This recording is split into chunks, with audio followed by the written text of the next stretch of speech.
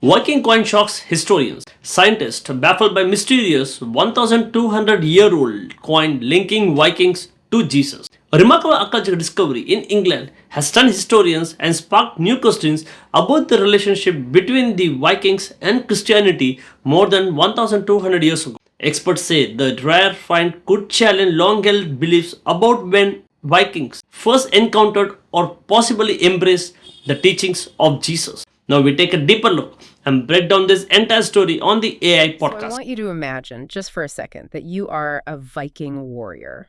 Okay, like full armor, the whole deal. Exactly. It's the 860s AD.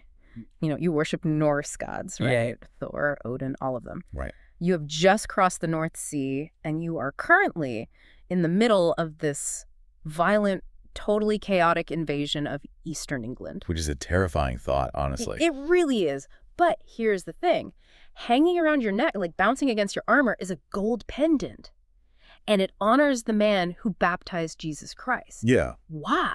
I mean, that image alone, it just contradicts almost everything we thought we knew about the boundaries of the 9th century world. It makes no sense. It really doesn't. We're looking at this collision of cultures that is completely baffling archaeologists right now. Okay, let's unpack this. Because our mission today for this deep dive is to look at a newly analyzed archaeological discovery that is, honestly, forcing historians to just completely rethink the timeline. Rethink everything, yeah. Right, the whole timeline of how the Viking and Christian worlds collided.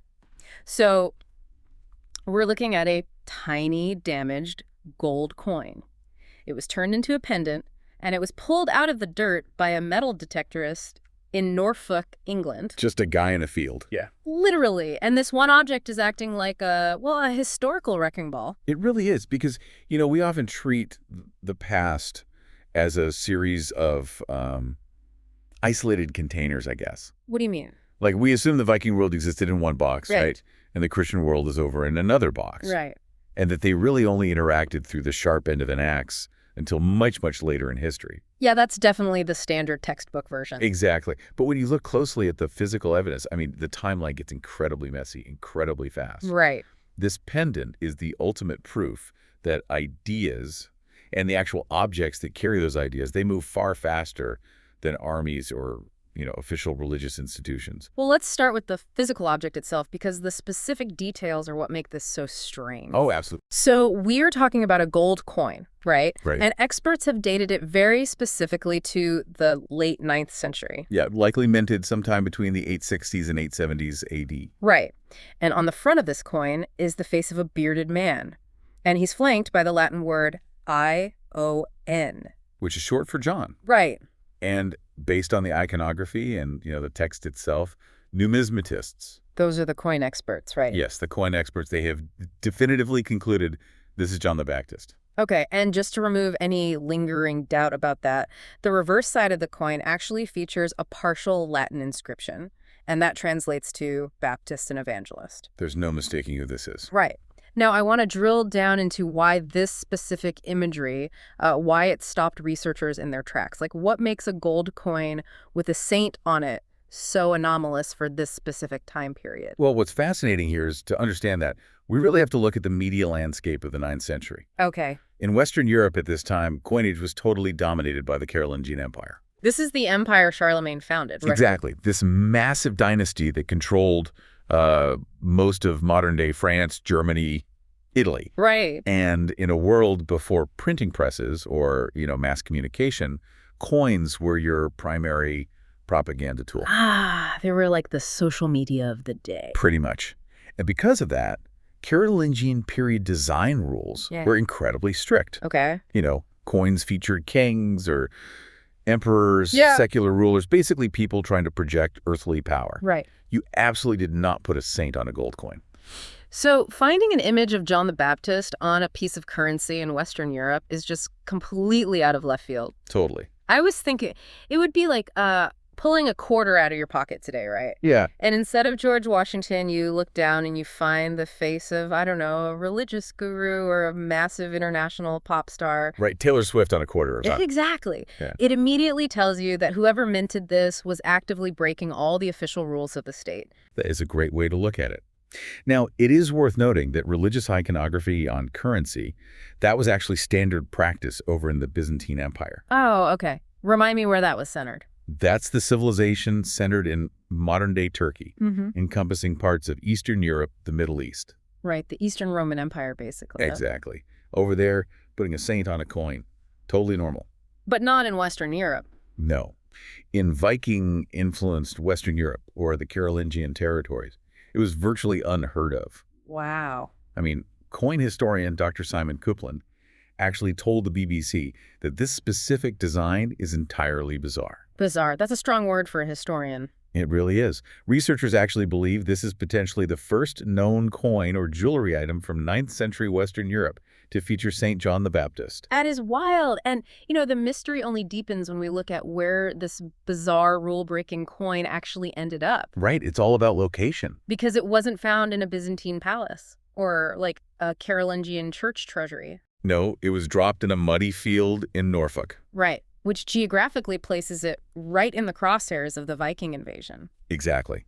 The 860s and 870s AD in Britain, they were completely defined by the arrival of what historians call the Great Heathen Army. Which is such an intense name. It is. And this wasn't, a small band of raiders doing hit-and-run attacks on coastal monasteries. Right, not just a couple of longships. No, this was a massive, organized coalition of Norse warriors, and they were intent on full conquest. Wow. They had just invaded and basically taken over the kingdom of East Anglia, which encompasses Norfolk, where the pendant was found. Okay, here's where it gets really interesting, because I have to challenge this narrative a bit. Okay, go for it.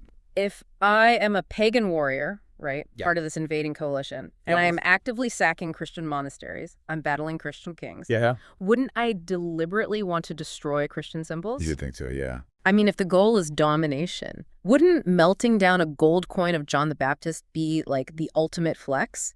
To prove that Odin is stronger than the Christian god? Right. Why preserve it? Why wear it? That is a brilliant point. And it really gets to the heart of how Vikings actually viewed spiritual power. Okay. We tend to view religion today as an exclusive club, like you're either in or you're out. Right, it's very binary. Exactly. But many Norse pagans practiced religious syncretism. Which means mixing them together. Yeah, they believed in a landscape that was filled with multiple gods, spirits, magical forces. Okay. So if you encounter a new group of people and they seem wealthy and powerful, well, their god must possess some potent magic too. Oh, that makes sense. Right. You don't necessarily have to abandon Thor to see the value in, capturing a little bit of the Christian god's power. Oh, wow. By wearing an object featuring a prominent Christian figure, a Viking warrior might have sincerely believed they were co-opting that foreign magic for their own personal protection. So it's less about like theological submission to the church and more about just hedging your spiritual bets. Precisely. You conquer a territory, you find this powerful looking golden amulet and you think, I'll just add this guy's protection to my arsenal. Yep. Can't hurt to have another god on my side. That is fascinating. It is. And this fundamentally disrupts the established historical consensus about when these cultures truly mixed. Because of the timeline. Right. The traditional model dictates that Vikings arriving in Britain in the late 8th and the 9th centuries, they were strictly, overwhelmingly pagan. Right. The history books generally place widespread Viking conversion to Christianity much later, like around the 10th century. Okay. Because that's when they started really putting down roots, intermarrying with the local Anglo-Saxon populations. Formally integrating, basically. Yeah, integrating into the Christian hierarchy. Which makes this pendant a massive timeline problem. A huge one. We have a piece of jewelry honoring the man who prepared the way for Christ, functioning as a wearable item in the very middle of a pagan conquest. Yeah. Decades before that neat sequential timeline says it should be happening. Exactly. The physical evidence here, it really forces us to reconsider the intimacy of these interactions. Yeah. But the researchers in our sources also raise a really critical point of methodology here that we could mention. Oh. We cannot jump to the conclusion that an entire invading army just secretly converted to Christianity in 865 AD just because we found one pendant. Right, of course. One drop of water doesn't prove a flood. Well said. So, if this isn't proof of widespread, devout religious conversion, we need to talk about the physical mechanics of this object. Because how it was treated physically tells us a lot about the motive behind it. The mechanics are fascinating. Mm-hmm. To understand this, we have to understand the Viking economic system. Okay, break that down for me. They operated on a bullion economy. Meaning? They generally did not care about the face value or the official stamp on a coin. Oh, really? Yeah, they cared almost exclusively about the weight of the precious metal itself. Wow. So we constantly find what archaeologists call hack silver or hack gold. Hack silver? Yeah, literally coins and jewelry that have been violently chopped to pieces with an axe or a chisel to make exact change for a transaction. Seriously, they just hacked up beautiful jewelry to buy stuff. Exactly. They were violently pragmatic about their wealth. A coin wasn't money, it was just raw material to them. Precisely. And knowing that makes this pendant incredibly special. Because they didn't chop it up. Exactly. Someone actively chose not to chop this gold coin up. Instead, they took it to a silversmith or a goldsmith. Okay. And we can see from the artifact that someone painstakingly soldered a small suspension loop onto the top of it. Oh, wow. So it could be threaded onto a necklace or a cord? Yes. Yeah. And that process requires deliberate effort, heat, skill. They intentionally preserved the face of John the Baptist. So the image mattered to them. They wanted to display it on their chest. It wasn't just raw pocket change. Yeah. That completely rules out the idea that they didn't care what was on it. So what are the leading theories then? Like for why a non-Christian Scandinavian would go out of their way to wear this specific saint? Well, the sources outline a few highly plausible scenarios. Okay. First is the plunder theory.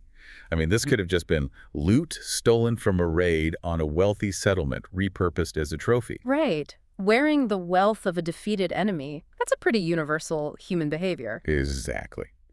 But second, it could actually be the result of a cultural exchange during trade. Oh, let's talk about those trade networks, because I think pop culture gives us a really skewed view of the Vikings. It really does. We picture them like isolated on these long ships in the fog, just raiding coasts, but they were actually operating on a massive global scale, weren't they? If we connect this to the bigger picture, their networks were absolutely astonishing. Yeah. Viking traders traveled widely across the European continent. They navigated down the Volga and Dnieper rivers deep into Eastern Europe. They went all the way to the Byzantine capital of Constantinople, which, by the way, they called Miklagard. Miklagard. And they went even further east than that, all the way to Baghdad. Baghdad? That is an insane distance. It's massive. And they were trading furs, amber, enslaved people. Right. Exchanging all of that for exotic spices, silks, and Byzantine or Islamic silver. Wow. They were essentially the connective tissue between wildly different civilizations. I love the idea of them as these like ultimate cultural sponges. Yes. It makes so much sense when you look at it through a modern lens, you know? How do you mean? Well, it's like walking through a city today, right? And seeing someone wearing a vintage t-shirt featuring a band they've never actually listened to in their life. Right. Nirvana shirts everywhere. Exactly. Or someone wearing a jacket that's covered in characters from a language they do not speak. Yeah, that happens all the time. You wear it because it looks intriguing. It represents a connection to a wider worldly network, and it has cultural cachet. That analogy holds up incredibly well, actually. Yeah. Definitely. I mean, think about a Scandinavian trader returning from the Byzantine Empire with foreign gold, They'd be a big deal. a person of immense status. Yeah. So wearing a gold coin with exotic imagery, even if you don't fully grasp the deep theological nuance of John the Baptist, Right. it signals to everyone in your village that you are wealthy, well-traveled, and connected to these powerful forces beyond the horizon. That makes total sense. And because of this sprawling trade network, Christian imagery, and Byzantine styles, they were flowing into Viking material culture long before any formal religious conversion took place. So a symbol can travel thousands of miles faster than the actual belief system attached to it. Exactly. Which means we just can't rely solely on the official records, like kings and bishops, to tell us when these cultures met. No, the dirt tells a different story. Yeah, here's where it gets really interesting, because this concept, this idea of objects moving faster than armies, it is part of a much larger shift happening in modern archaeology. It's a huge trend right now, yeah. Like, this Norfolk pendant is not an isolated incident of dirt contradicting the history books. No, we are truly in a golden age of physical evidence challenging these institutional narratives. How so? Well, for a long time, history was written based on the surviving texts of the victors. or, the literate elite. Right, the people writing the books. Exactly. But when we start looking at the hidden physical evidence of everyday people, the timeline gets pushed back again and again. Well, the sources point to another massive discovery from just recently, in 2024, that perfectly illustrates this trend. Yes, the Frankfurt amulet. Right. And it wasn't found in England. This one was found in a Roman grave near Frankfurt, Germany. Yeah. And it is doing the exact same thing to the timeline of early Christianity in mainland Europe that our Viking pendant is doing in Britain. The Frankfurt discovery is staggering, honestly. Tell me about it. So archaeologists were excavating a burial site along what used to be the Limes. Yeah, that was the heavily fortified frontier of the Roman Empire. It separated Roman territory from the Germanic tribes. Okay, the border wall, basically. Exactly. And in a grave dated between 230 and 270 AD, they found this tiny silver amulet. And when we say tiny, we are talking about something you practically have to squint to see clearly. It's incredibly small. But it contained an incredible amount of information. Yeah, the silversmithing involved is basically microscopic. Wow. On this tiny piece of silver, someone managed to engrave an 18-line Latin inscription. 18 lines on something that small. Yeah. And when epigraphers translated the text, they realized it explicitly referred to Jesus as the Son of God. Oh, wow. And it even included a direct quote from the Gospel of John. To put that date in context, the 230s to 270s AD, that is a period when Christianity is still largely a marginalized and honestly sometimes actively persecuted mystery cult within the Roman Empire. Right, it wasn't mainstream at all. No, the official conversion of the Roman Empire under Constantine, that wouldn't happen for decades. Exactly. And that is what makes the location and the date of this amulet so explosive. Yeah. This silver amulet officially became the oldest confirmed Christian object ever found north of the Alps. That is amazing. Just by pulling this tiny piece of metal out of the ground, archaeologists pushed back the known spread of Christianity in that specific European region by up to a full century. 100 years of established history rewritten by one little piece of silver in a grave on the frontier. Pretty wild. It really makes you wonder how that amulet got there in the first place. Like, was it a Roman auxiliary soldier stationed on the border who had secretly converted? Maybe. Or was it a trader, moving goods past the military checkpoints? Well, the grave context suggests it belonged to a regular person, not a high-ranking church official. Okay. And this raises an important question. How much of our historical timeline is based on assumptions? Right. Both the 2024 Frankfurt amulet and the newly discovered Norfolk pendant, they prove a fundamental truth about human beings. Which is... We are constantly adopting, trading, and moving ideas across borders, completely independent of what the official state or the formal church is doing. Yeah, people are just living their lives. Exactly. A formal institution might take a century to slowly establish a diocese in a new region. Sure. But a merchant with a silver amulet in his pocket, or a Viking warrior wearing a gold pendant, they can cross a border in a week. So what does this all mean for how we understand the past?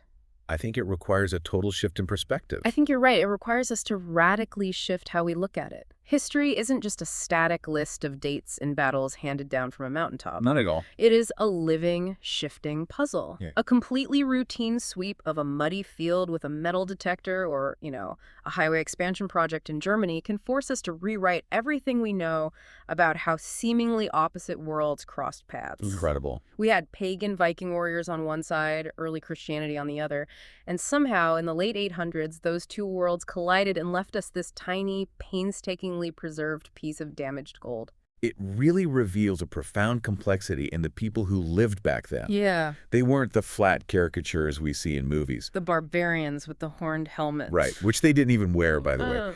But they were complicated, curious humans. Yeah. They adapted the world around them for their own purposes, whether for power, protection, prestige, whatever. Right. And there's a final thought I want to leave everyone to mull over today, which really brings this concept home. I am ready for it. Lay it on us. Think about the everyday objects you wear, the things you carry in your pockets, or the logos plastered on your bag. Okay. If an archaeologist dug your belongings out of the ground 1,000 years from now, in the year 3024, oh boy, what totally inaccurate assumptions might they make about your deeply held religious or political beliefs? oh, that's funny. Imagine them finding a branded keychain from a tech company you actually hate, but you just use it because it holds your keys. Right.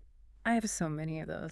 Or a piece of culturally borrowed art you bought on vacation just because you like the colors. Yeah. What kind of rigid, entirely false historical narrative would they construct about your life based purely on a souvenir you thought looked cool? That completely changes how I view the band t-shirt sitting in my closet right now.